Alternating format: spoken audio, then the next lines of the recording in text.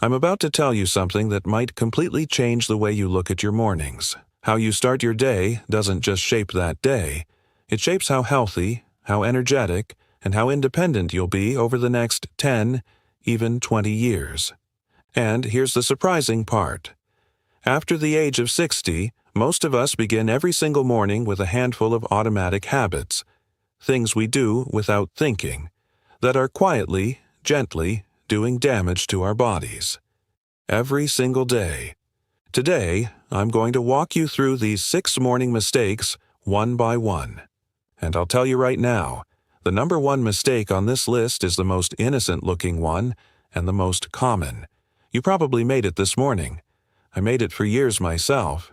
So please, stay with me until the end, because that one change alone could seriously affect the quality of the years ahead of you. I'm William.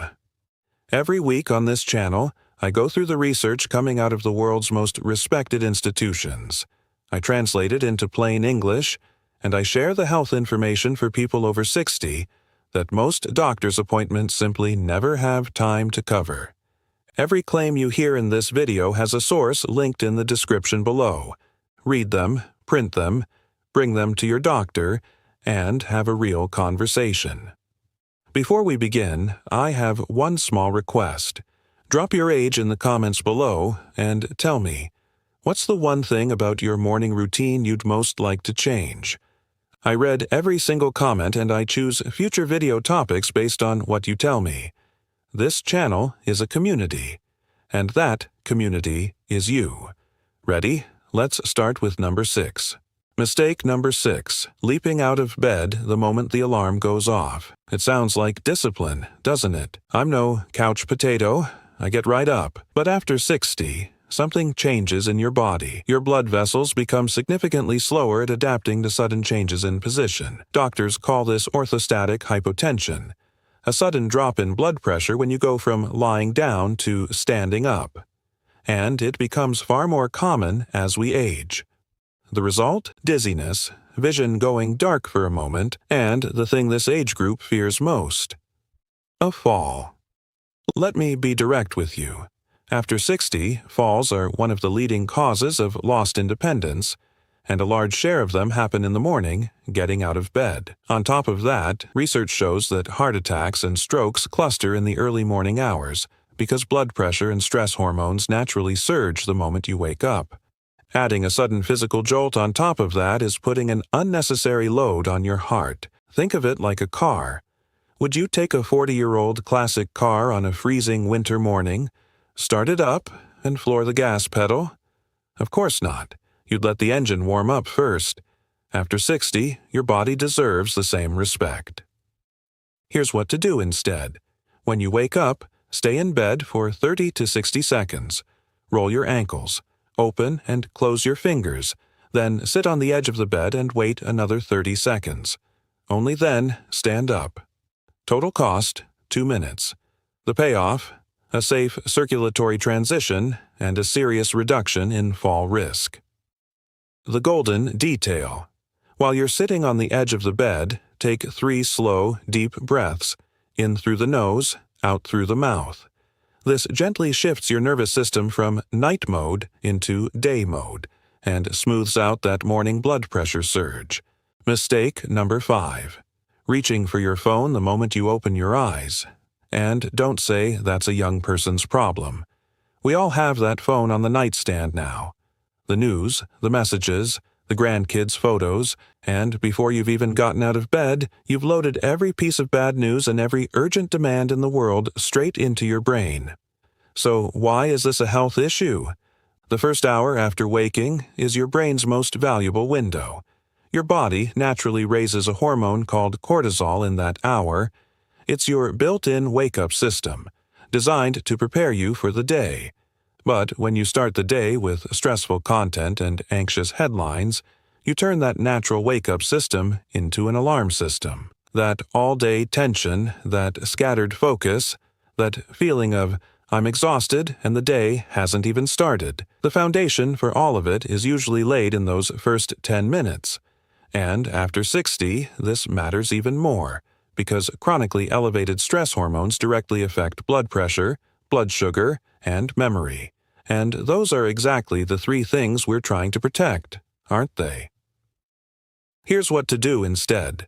For the first hour, touch your phone only for the essentials, turning off the alarm. Save the news and social media for after breakfast. Trust me, the world will wait for you. Your health won't.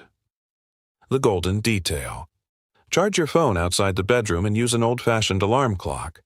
That one change fixes two habits at once: the morning phone grab and the late-night screen time before bed. Two birds, one stone. Mistake number 4. Starting the day with coffee instead of water. Now relax. I'm not coming after your coffee. In moderation, coffee even has real benefits. The problem isn't the coffee. The problem is the order. Think about it. For 7 or 8 hours overnight, you didn't drink a single drop. But through breathing and light perspiration, you lost roughly half a liter of fluid without noticing, which means when you wake up, your body is at its most dehydrated point of the entire day. And after 60, two things change at once. First, your sense of thirst becomes blunted. Your body is running dry, but it's not sending you the memo. "I'm just not thirsty" stops being a reliable measure at this age. Second, your kidneys gradually lose some of their ability to hold on to water, so you're drinking less and losing more. In a dehydrated body, the blood thickens, and delivering oxygen and nutrients to your brain and muscles gets harder. That famous morning sluggishness, those headaches, that lightheadedness, that mental fog, one of the simplest and most overlooked causes is right there. And as if that weren't enough, chronic mild dehydration in this age group is a known trigger for urinary tract infections and balance problems. When you pour coffee, a mild diuretic, into that already dehydrated body as your very first drink, you're widening the deficit.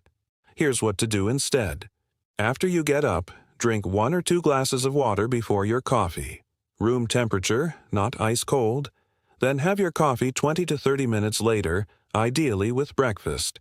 Let me give you an example that might sound familiar. Let's call her Linda, 67 years old, retired, lives in Sarasota, Florida. Her complaint was this: a wave of fatigue that hit her every day around 3 p.m., mild dizziness when standing up, and what she described as a fog inside my head. Her lab work was clean. Her routine: 2 cups of coffee first thing, and her first glass of water sometime around noon. The change was simple: 2 glasses of water immediately after waking, coffee half an hour later, and about 8 glasses spread through the day. 3 weeks later, that afternoon, fog had mostly lifted, and the dizziness was nearly gone. No medication, no supplements, just the order changed. Sometimes the solution really is that close. The golden detail. Set a glass of water on your nightstand or kitchen counter the night before. Seeing it in the morning guarantees you'll remember. Habits aren't built on willpower. They're built on preparation. If you've made it this far, this information is giving you real value. So I'm asking for 1 second of your time. Hit that subscribe button and turn on the bell.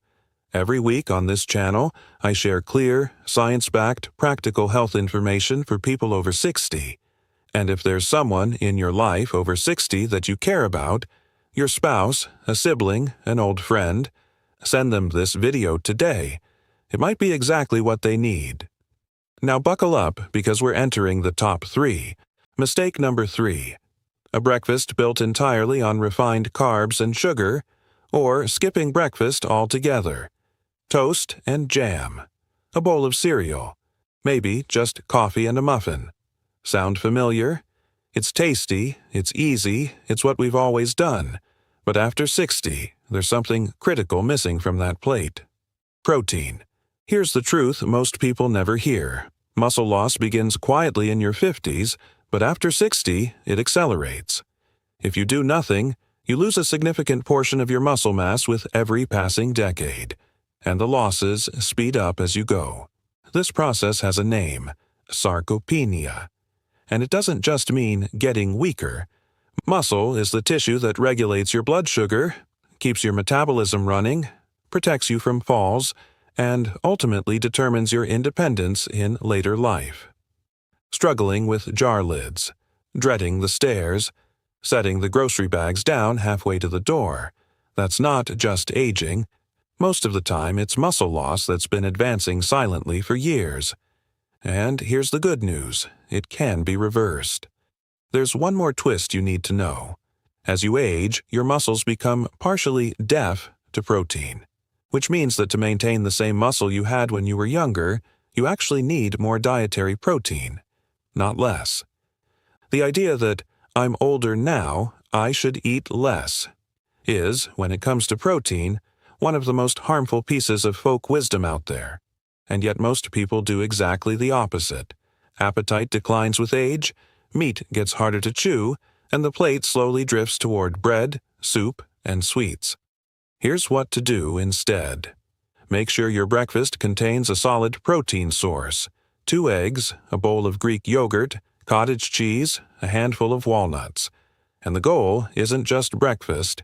Aim for a palm-sized portion of protein at every main meal. Your body can't store protein. You have to spread it across the day. If chewing is an issue, eggs, yogurt, cottage cheese, and well-cooked beans are your best friends. The golden detail. Pair your breakfast protein with a source of vitamin C. A few tomato slices, some bell pepper, half an orange. Vitamin C works alongside protein to support collagen production, which holds your joints and skin together. One more example. Let's call him Frank, 71 years old, a retired school teacher from Dayton, Ohio. His daughter noticed he'd quietly lost 15 pounds over the past year. Frank brushed it off. That's just aging. Everybody gets thinner. But here's what was actually happening. The weight he was losing wasn't fat. It was muscle. He'd started handing jar lids to his daughter. He was resting halfway up the stairs with the groceries. And his diet told the whole story. Toast and coffee for breakfast, soup for lunch, a little pasta and vegetables at dinner. His total daily protein was less than half of what his body needed. The fix was simple. A real protein source at every meal. 2 eggs in the morning, yogurt and beans at lunch, a palm-sized portion of chicken or fish at dinner, plus 2 short sessions a week of simple resistance band exercises at home. 4 months later, Frank carried every grocery bag from the car without stopping. And what he told his daughter was this: I feel 10 years stronger. Muscle comes back, as long as you give it the raw material. Mistake number 2. Going through the entire morning without seeing natural daylight. Curtains drawn, dim lamps, maybe the TV on in the corner. A morning like that scrambles one of the most important clocks you own. Your biological clock. When your eyes see morning daylight, a crystal clear message goes to your brain. The day has begun. That message calibrates your energy for the day, your mood, and here's the critical part: how easily you'll fall asleep that night. Yes, you heard that right. The solution to your nighttime insomnia is very often hiding in your morning. After 60, this system naturally weakens. Melatonin, the sleep hormone, drops to a fraction of what your body produced in youth. Sleep becomes fragmented. You wake at 2 a.m., at 4 a.m., and lie there staring at the ceiling. If that sounds familiar, you are far from alone. It's one of the most common complaints of this entire age group. Morning light is the single most powerful, most natural, and completely free way to reset that weakening clock every single day. On top of that, regular daylight supports your mood, contributes to vitamin D production, and is one of the best-known shields against the winter blues. Here's what to do instead. Within the first hour of waking, get outside for 10 to 15 minutes, or, at the very least, open the curtains all the way and sit by the window. Cloudy days count. The light outdoors is many times stronger than the brightest lamp in your house. The golden detail. Stack this habit onto the fix for another mistake. Drink your morning water or coffee out on the porch or in the backyard. 2 habits in 1 move. I call this habit stacking, and you'll hear it on this channel a lot. A quick example. Let's call her Carol, 69, lives outside Portland, Oregon. For years, her complaint was waking at 2 or 4 in the morning and lying awake for hours. She didn't want sleeping pills. When we dug into her routine, an interesting detail came up. In the colder months, she sometimes didn't leave the house for days, and she kept the curtains half closed, so the carpet doesn't fade. Which meant her brain hadn't seen real daylight in weeks. The prescription wasn't a pill. It was this: 15 minutes on the porch after breakfast, every single morning, rain or shine, even in a sweater and a raincoat. A month later, the night wakings hadn't vanished completely, but they were fewer, and more importantly, when she did wake up, she could fall back asleep. If you want to fix your nights, look at your mornings first. And here we are. Number 1. I told you at the start, the most innocent-looking mistake and the most common one. Here it is, spending the entire first hour of your day without moving. Out of bed, into the armchair, TV on, shuffle to the breakfast table. Back to the armchair. Sound familiar? Some mornings, the total number of steps we take before noon doesn't reach 50. And for a body over 60, that is a quiet disaster. Here's why. Overnight, your joints lose fluid and essentially rust. That's the morning stiffness, that ache in the first few steps, and after 60, we all feel it more. Your muscles have shortened. Your circulation has slowed. When you don't wake that system up with movement, your body starts the day in half-closed mode, and that stiffness follows you around until evening. Beyond that, we now know very clearly that prolonged sitting disrupts blood sugar control and is an independent risk factor for heart disease. There's a reason scientists say sitting is the new smoking, but here's the good news. And if you remember only one thing from this entire video, let it be this: fixing it does not require a gym, and there is no age limit. All it takes is 5 to 10 minutes of gentle morning movement. Here's what to do instead.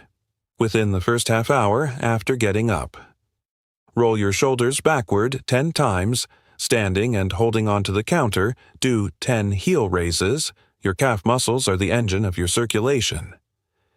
Stand up from a chair and sit back down 5 to 10 times without using your hands. This is the single most important movement for independence in later life. If it's hard at first, push lightly off the armrests and reduce the help over time. Walk around the house or stretch gently for 2 to 3 minutes. That's it, 5 to 10 minutes. But those 10 minutes lubricate your joints, steady your blood pressure, regulate your blood sugar, and send your brain a signal of vitality that lasts all day. Morning movement raises the quality of every single step you take for the rest of the day. The golden detail. Count your chair stands every day and try to add 1 repetition each week. This is the single most valuable aging test and exercise you can do at home, with 0 equipment. Watching your own progress is the greatest motivation there is. Let me close this one with a story, because this mistake deserves it. Let's call her Dorothy, 74 years old, from a small town in Tennessee, widowed 3 years ago. Her mornings went from the bed to the recliner, and she barely stood up again before noon. The stairs had gotten hard. She couldn't board the bus without pulling herself up by the rail, and the thing she feared most in the world was her daughter saying the words, "Mom, I don't think you should be living alone anymore." The program she was given was not a gym membership. It was this: every morning, before breakfast, 5 sit-to-stands from the kitchen chair, and 3 minutes of walking around the house. The first week, she needed the armrests for 3 of the 5. She did it every day, and every Monday she added 1 repetition. 6 months later, she was doing 15 chair stands without touching the armrests. But that's not the number that matters. What matters is that last spring, at her grandson's graduation, she climbed the auditorium stairs without taking anyone's arm, and she turned to her daughter and said, "I don't need looking after just yet." That is what 10 minutes of morning movement actually buys you. Let me close with something I mean from the heart. 60, 70, 80. These years are not a countdown. When you approach them with the right knowledge, your body and your mind will answer you with a stubborn, remarkable capacity to renew themselves. The 6 things we talked about today: getting up slowly, delaying the phone, water first, real protein, morning light, and 10 minutes of movement. None of them cost money. None of them require a prescription. None of them demand any special talent. All they ask of you is consistency. And what they give back is this: carrying your own groceries, getting down on the floor to play with your grandchildren, and getting back up, driving yourself to your own appointments, laughing until your eyes water at a dinner table with people you love. That is what independence looks like. That is what quality of life actually means. Tomorrow morning, change just one of these 6 things. 1 week later, add a second. Start small, but start. Because at 60, at 70, at 80, it is never, ever too late to begin. If you haven't subscribed yet, now is the time. Hit subscribe and turn on the notification bell. Because every week I'm here with information that doesn't just add years to your life, but adds life to your years. And now it's your turn. Drop your age in the comments and tell me, which of these 6 mistakes did you make this morning? And which one are you going to fix first? I read every single response, and your comments decide the next video. I'll see you in the next one. Take good care of yourself, because you are worth the effort.